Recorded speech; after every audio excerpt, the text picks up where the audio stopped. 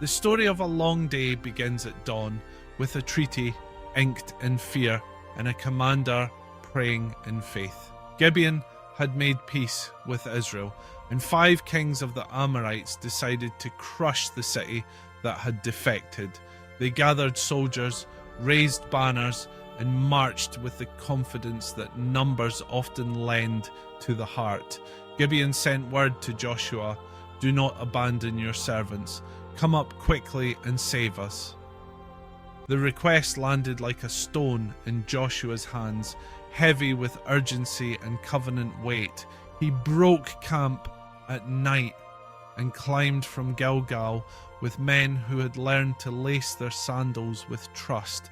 There are battles that arrive at convenient hours, and there are battles that arrive when you still have the taste of sleep in your mouth. Joshua and his warriors took the second kind. As they moved, God spoke the thing every soldier longs to hear. "Do not be afraid, for I have given them into your hand." Notice the tense, given, not will give. Heaven's grammar often uses past tense for promises that have not yet unfolded on earth. Faith learns to walk in that grammar before sight translates it.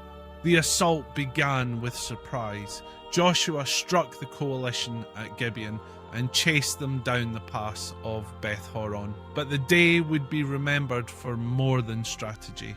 The sky itself joined the battle. Hailstones fell, heavy as judgment and accurate as mercy, and more of the enemy died by skyfall than by the edge of Israel's swords. Imagine the sound, the hiss of stones through air, the thud of impact, the way men look upward when the ground betrays their confidence. Creation became an ally, as if the Maker refused to remain an observer of injustice. Yet, even with heaven helping, the sun kept sliding toward evening. Shadows lengthened like doubts. Joshua faced the arithmetic of fading light and unfinished duty. It is an arithmetic many of us know. Responsibilities stacked higher than ours, callings broader than calendars, the ache of a task still unfulfilled while the clock picks up speed. Joshua did the audacious, the kind of prayer that either ends in embarrassment or in history. He spoke to God in the hearing of Israel and aimed his words at the sky. "Sun, stand still at Gibeon, and moon in the valley of Aijalon." What happens next reads like a parenthesis torn open in time. The day stretched, the sun paused, the moon waited like a held breath. The narrative, careful and measured, says there had never been a day like it before or after, when the Lord listened to the voice of a man and fought for Israel in this way. Scholars write and debate, poets bow and breathe. Whether God slowed the rotation or painted the battlefield with prolonged light by other means, the meaning remains. God can expand the canvas of a moment to fit the obedience he asks of us. Pause long enough to stand in Joshua's sandals. He is not bargaining for comfort, he is asking for time to finish a God-given task. His prayer does not demand, it aligns. It is less about altering the cosmos and more about refusing to let night interrupt calling. Many of us interpret diminishing light as a signal to retreat. Joshua treated it as an invitation to trust. He stretched his words toward heaven because he believed heaven had already stretched its promise toward him. The courage of that prayer grows in the soil of prior obedience. This story humbles our cleverness. Tactics matter, but this victory rests on a sequence we can imitate. Covenant kept, courage taken, prayer spoken, power given. The hailstones remind us that God is not limited to the tools in our hands. The long day reminds us that time belongs to its maker and can be held open like a door when the purpose is mercy. The battle itself reminds us that faith is not a hobby. It is a way of marching that expects God to be God beyond our spreadsheets and deadlines. Picture the soldiers as the hours pile up. Dust in the throat, iron in the legs, the strange wonder of shadows refusing to lengthen. What does that do to a person?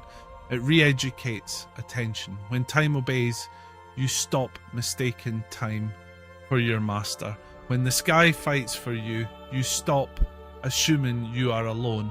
The long day was not just extra minutes, it was extra meaning. Israel learned to chase with endurance because God had decided to write more story in the afternoon than afternoons normally carry. If this story strengthens your resolve and you want it to reach others who need courage to finish well, please like, comment, share, and subscribe.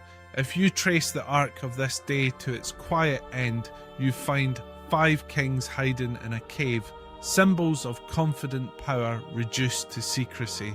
They were dragged out, humiliated by their own strategy, and justice was measured with sober hands. Afterward, Joshua returned to the camp at Gilgal, not to boast but to continue a campaign that would require many ordinary days strung together. This is crucial. Even spectacular interventions lead back to faithful routines.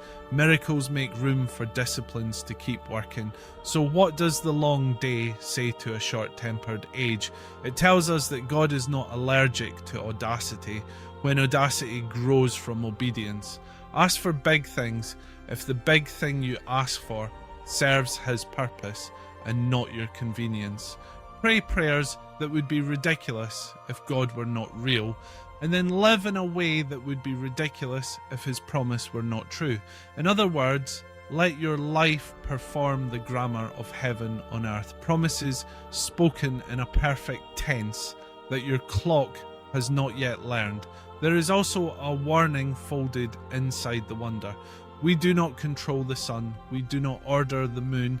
We are not the conductor of time's orchestra. Joshua's command is faithfully recorded because it was born from a servant's posture, not a sorcerer's presumption.